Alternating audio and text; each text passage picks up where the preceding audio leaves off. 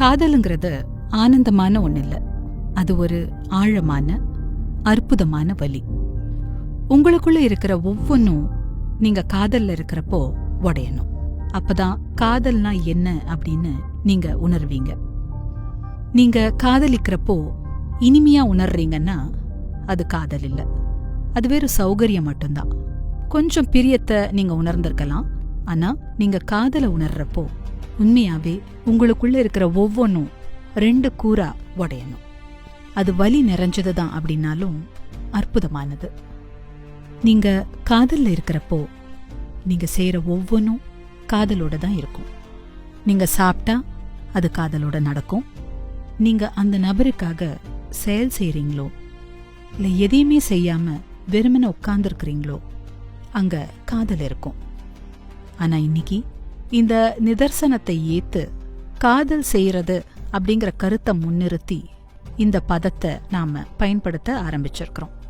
அதன்படி ஒரு குறிப்பிட்ட செயல் மட்டும்தான் காதல் அப்படின்னு ஆயிடுது.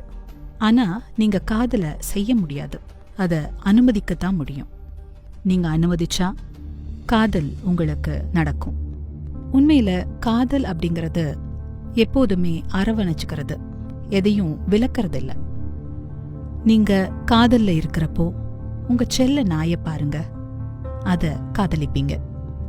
ஒரு மரத்தை பாருங்க, அதையும் காதலிப்பீங்க. ஒரு மலரை பாருங்க, அத காதலிப்பீங்க. வானத்தை பாருங்க, அதையும் காதலிப்பீங்க. நீங்க காதல்ல இருக்கிறப்போ நீங்க செய்யற ஒவ்வொன்னும் அழகுதான். ஒரே ஒரு நபர் மட்டும் உங்களுக்கு அழகா தெரிஞ்சா உங்களுக்குள்ள காதல் இல்ல, அது காமம் மட்டும்தான். காதல்ங்கிற பெயர்ல நாகரீகமா வெளிப்படுத்திக்கிறது, அவ்வளவுதான். காதலுங்கிறது ஒரு பண்பு, அது செயல் இல்ல. நீங்க உண்மையாவே யாரையாவது காதலிக்கிறப்போ இயல்பாவே நீங்க பக்தியோட இருப்பீங்க. நீங்க காதலிக்கிற நபரோட பக்தியா இல்லாட்டி உண்மையில அங்க காதல் இல்ல.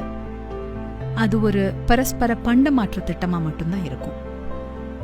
காதல்ற வார்த்தை அங்க சமூக ரீதியா தேர்ந்தெடுத்த வார்த்தையா மட்டுமே இருக்கு. எல்லாருமே நான் உன்னை காதலிக்கிறேன் அப்படிங்கிற வார்த்தையை பயன்படுத்துறதால நீங்களும் அதை சொல்வீங்க. காதல் அப்படிங்கிறது முக்கியமா பக்தியா தான் இருக்குது. ஆனா சாதாரணமா 2த்துக்கும் இடையே நாம வேறுபடுத்தணும்னா காதலுக்கு இன்னும் அதிக நிபந்தனைகள் உண்டு அப்படிங்கறத நம்மால சொல்ல முடியும். உங்களோட எதிர்பார்ப்புகள் என்னவா இருந்தாலும் அத்தனையும் நிறைவேற்றப்பட்டா மட்டும்தான் உங்களுடைய காதல் உறவு தொடரும். இல்லனா உங்க காதல் உறவு முடிஞ்சு போயிடும். பக்திங்கிறது அது மாதிரி இல்ல, அது நிபந்தனை இல்லாதது. அதோடைய அழகே தனிதான். காதல் கூட நிபந்தனை இல்லாததாக இருந்தா மட்டும்தான் எந்த மனிதருக்கும் முழுமையையும் உயிரோட்டத்தையும் அளிப்பதா இருக்கும். அது நிபந்தனைகள் உடையதா மாறும் அந்த கணத்துல அது ஒரு வியாபாரமாகுது.